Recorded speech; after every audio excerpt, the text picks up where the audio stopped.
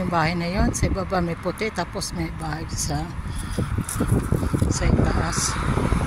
Doon ako galing. Dito na ako sa may highway. May mga pine tree, may mga puno-puno. Doon ako galing. Doon ako nakatira. Diba? Kita nyo na.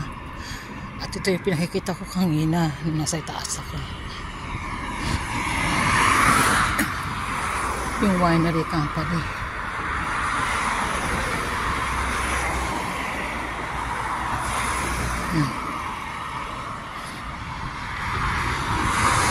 Lalakad na ako, paakyat na ako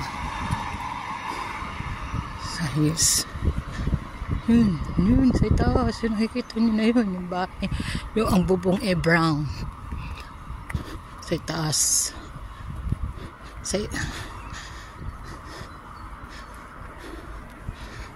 Ayan.